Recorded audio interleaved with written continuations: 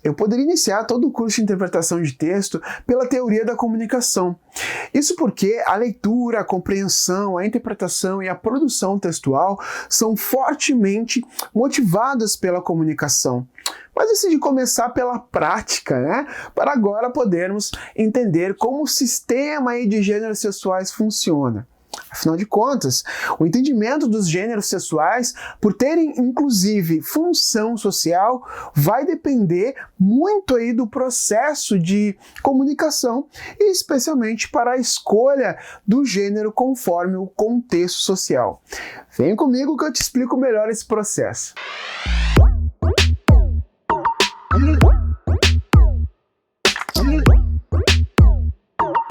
Fala pessoal, professor Thiago Charme aqui para mais uma aula de interpretação de texto.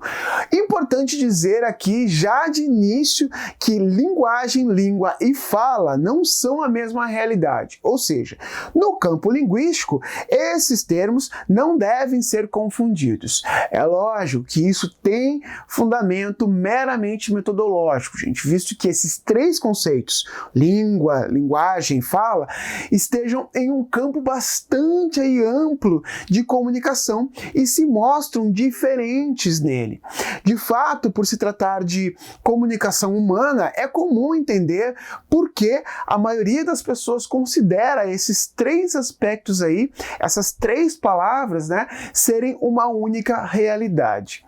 Então, para entendermos aí cada uma dessas três palavras, vamos começar pela linguagem. Podemos considerar a linguagem como a capacidade unicamente humana de produzir um sistema comunicativo entre diferentes culturas. A linguagem, então, ela é todo o sistema verbal e não verbal pré-estabelecido que aí vai nos permitir, né, realizar a comunicação. Por meio da mensagem, identificamos qual a intenção para a produção de determinado discurso. Quando falamos de linguagem não verbal, é sobre uma linguagem que é vinculada aos símbolos de uma maneira geral. Gestos, expressões faciais e corporais também, né? Pinturas, danças, entre muitos outros elementos.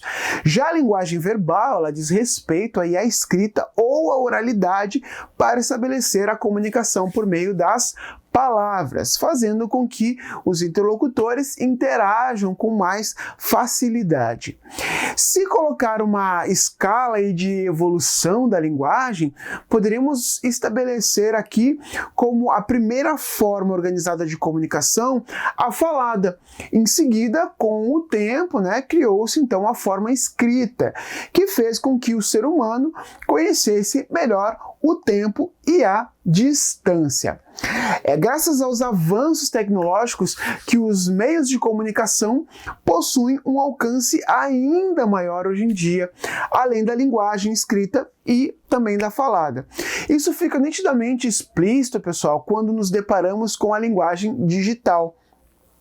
É por meio dela que podemos também armazenar, traduzir e transmitir informações usando computadores, smartphones e outros meios eletrônicos. A partir disso, nascem os conceitos de linguagem verbal, estabelecida através da palavra, seja ela escrita, seja ela falada. Sem sombra de dúvidas, essa é a linguagem mais comum no dia a dia. Desde alguém escrevendo uma mensagem em rede social, por exemplo, né, até alguém proferindo aí um discurso de formatura. Em ambas as situações está sendo utilizada a linguagem verbal, ou seja, transmitindo informações através das palavras. O outro conceito é de linguagem não verbal, estabelecida aí com a ausência da palavra. Ela basicamente vai lidar com imagens. Nesse caso, o código a ser utilizado é através da simbologia. A linguagem não verbal é constituída por gestos, tom de voz, expressão corporal, entre outras situações. Então nós podemos afirmar que é possível notar que a ausência de palavras não significa a ausência de texto. Vamos supor que uma pessoa, né, está dirigindo e vê o sinal vermelho. Qual é a primeira reação a se fazer? Parar, né? Pois é. Então, essa comunicação é feita através da linguagem não verbal. Agora, tentem aí imaginar uma mãe dizendo de forma bastante áspera, né, gritando e com uma expressão agressiva que ama o filho. Eu te amo. Será que a interpretação dela será assim? A interpretação da criança ou do filho? Muito provavelmente não, né? E também há o conceito de linguagem mista, que confunde ambas as linguagens aí. É muito comum, inclusive, nas provas, o uso da linguagem mista, através de alguns gêneros como as tirinhas. Aliás, a tirinha é um dos gêneros sexuais mais amados aí pelas bancas de vestibulares. Exemplos como este que vocês estão vendo aí agora são bem comuns nas provas. Nessa tirinha aí do Armandinho, como na maioria das tirinhas, a linguagem verbal e a linguagem não verbal fundem-se aqui de modo bastante harmônico, até percebermos aqui a crítica social que está nela. Interpretar uma tirinha como a do Armandinho requer que saibamos, né, ser atentos aqui aos detalhes, perceber que a imagem ela comunica juntamente com a escrita. Todos os detalhes. No entanto, pessoal, a linguagem mista ela não é exclusividade da tirinha. Há outros gêneros aí de textos, né, que empregam essa linguagem mista. As propagandas, as notícias, manual de instrução, embalagens, né, de produtos, né, também. Para finalizar aqui, então, a linguagem ela constitui-se de elementos verbais e não verbais, né, instituídos pela sociedade para a interação entre pessoas aí das diversas situações comunicativas. Com isso, gente, nós podemos concluir que a linguagem é uma atividade de interação que só é estabelecida a partir dos conhecimentos e valores de mundo, né, compartilhados aí entre os interlocutores. Conhecimento de mundo falando novamente, né? Agora, quando nos referimos à língua, ficamos restritos aqui a uma atividade coletiva composta por regras gramaticais que possibilitam aí que determinado grupo de falantes consiga produzir enunciados que lhes permitam comunicar-se e compreender-se. Um belo exemplo são os falantes da língua portuguesa. Nós fazemos o uso desta língua para que possamos nos comunicar e nos compreender com bastante facilidade. Percebam que isso não tem a ver com gramática, gente, mas com comunicação, tá certo? A língua, ela pertence a todo um conjunto de pessoas que podem agir sobre ela. Isso a coloca na posição de caráter social. Nós, como membros desse grupo, podemos optar aí por esta ou aquela forma de expressão.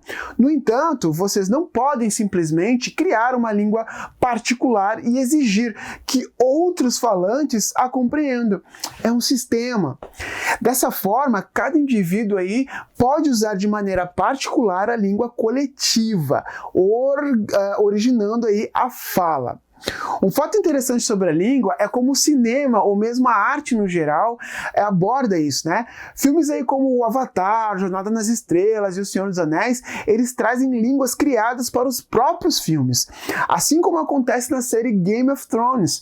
Nessas obras, não é apenas um emaranhado de falas descompassadas, não, mas um idioma mesmo, gente, com todo o seu sistema de estrutura e formação das palavras, bem como aí a gramática. A própria língua nave, né, criada por um linguista para o filme Avatar, começou com pouco mais de 1000 palavras na época do lançamento do filme, lá em 2009. E até hoje, o criador dela acrescenta novos vocábulos. Bom, já que estamos aprofundando, né, os estudos aí de interpretação e compreensão textual, é sempre bom reforçar que a comunicação ela é essencialmente aqui comprometida com a compreensão. Se alguém nos compreende, podemos afirmar que há comunicação. Porém, isso pode ocorrer de inúmeras formas, como através de um comportamento, de um gesto, de um olhar também, né? E até mesmo por palavras, obviamente. De toda forma, é preciso entender que para se comunicar eficientemente, não basta somente conhecer os vocábulos de um idioma, né? É necessário dominar as leis combinatórias que o regulamentam. Uma gramática, por exemplo, é um instrumento onde eu posso encontrar essas leis. Em outras palavras, o conjunto de normas que estabelecem padrões de escrita e de fala de uma língua chama-se gramática. É isso. Bom, gente, como eu havia dito anteriormente, cada indivíduo pode usar de maneira particular a língua que nós chamamos de comunitária, né? Quando isso acontece, nós damos origem, então, à fala. A fala está sempre submetida às normas socialmente estabelecidas da língua. No entanto, é bastante ampla para permitir, então, um ato criativo da comunicação. Vamos supor, gente, que um indivíduo, vamos chamar de A, tá? Tenha um enunciado para determinada situação. O enunciado seria este: a família de Bernadette era paupérrima. Agora pense no indivíduo B optando por enunciar da seguinte maneira: a família de Bernadette era muito pobre. As diferenças e semelhanças que podemos perceber aqui estão nas diversas manifestações da fala de cada um desses indivíduos.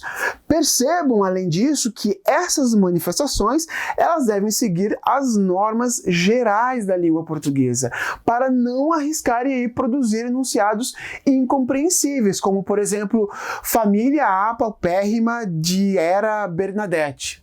Olha só que loucura. Então, nós podemos constatar que a fala é a utilização oral da língua pelo indivíduo. A fala é algo bastante individual. Isso porque, para escolher como vai falar, cada indivíduo ele tem total liberdade de escolha em relação aos elementos da língua que lhe convém aí, conforme o seu gosto e sua necessidade, de acordo com a situação, de acordo com o contexto, sua personalidade, de acordo com o ambiente sociocultural, né, em que vive, e por aí vai. É importantíssimo que todos esses pontos eles estejam muito bem conectados aí no processo da fala. Sabe por quê, gente? Porque, meus charmosos, há o que chamamos de níveis da fala, e não são poucos, viu? É como se cada indivíduo, além de conhecer sua própria fala, conhecesse também o que os outros falam. Isso faz com que consigamos aqui dialogar com pessoas de qualquer cultura, embora nem sempre a linguagem delas seja exatamente como a nossa. E é aí que entram os níveis da fala que existem justamente por causa do caráter individual dela, né? O primeiro deles é o nível coloquial popular, né? A fala que a maioria das pessoas utiliza no seu dia a dia, principalmente em situações informais. Esse nível da fala é mais espontâneo, né? Ou seja, quando o utilizamos, não nos preocupamos com as regras formais estabelecidas pela língua. Não há essa necessidade em saber se estamos ou não ali falando de acordo com a norma. Nós simplesmente falamos. Agora, diferente do nível, né, formal, culto, que é normalmente utilizado pelas pessoas em situações formais.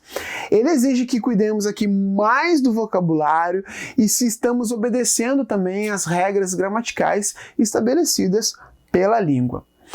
Bom, pessoal, Espero aí que vocês tenham compreendido bastante isso. Mas caso não tenham compreendido, é de fato importante que vocês consigam fazer essa distinção, tá? De linguagem, de fala e de língua. Então é esse processo que é importante dentro da comunicação. E no que isso vai valer bastante daqui em diante, nesse trabalho, né, da teoria da comunicação, é vocês compreenderem como os textos se comunicam, como os textos falam com vocês, como é que vocês vão fazer a leitura, qual vai ser o olhar de vocês para cada texto que vocês com que vocês se depararem.